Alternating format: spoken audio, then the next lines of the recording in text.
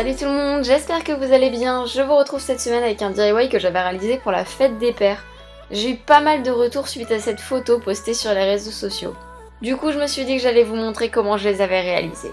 Alors tout d'abord, j'ai pris un t-shirt, un carré de thermocollant pour broderie facilement détachable, un cercle à broder, également une bobine de fil et une aiguille. J'ai tout d'abord écrit ce que je voulais sur un bout de papier calque, que j'ai d'ailleurs oublié de citer précédemment. Ensuite, j'ai retourné mon calque et j'ai repassé au crayon par-dessus ce que je venais d'écrire. Une fois fait, j'ai placé mon calque sur mon t-shirt et je suis repassée sur mes lettres en appuyant bien fort afin que ça se transfère sur mon t-shirt.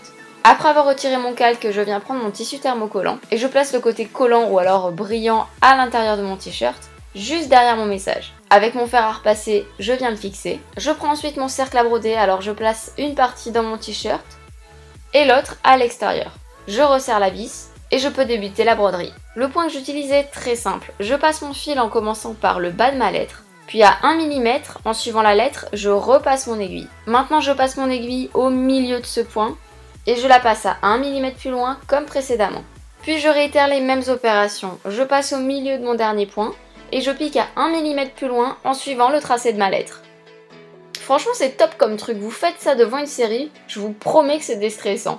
Pour passer d'une lettre à l'autre, je n'ai pas arrêté le point, par contre pour passer à l'autre mot, là je l'arrête. Alors pour ça c'est comme en couture pour faire un nœud, je passe mon fil, je forme du coup une boucle, je passe mon aiguille dedans, et voilà, et je fais ça 2 fois comme pour un double nœud. Je passe au mot suivant, toujours avec le même principe, alors je passe mon fil à l'extrémité de la lettre, puis 1 mm plus loin, ensuite dans le milieu de mon point, puis 1 mm plus loin de nouveau, et ainsi de suite jusqu'à la fin de mon mot.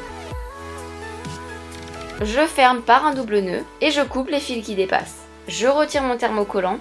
Sachez qu'il y en a même qui partent directement au lavage. Vous trouvez tout ça en mercerie, alors idéalement n'hésitez pas à demander. Je retire également mon cercle à broder. Et alors là c'est en option, mais si jamais votre broderie pourrait irriter la peau à force de frottement par exemple, vous pouvez très bien couper un autre morceau de thermocollant afin de recouvrir le dos de votre broderie. Je pense notamment aux peaux délicates des bébés.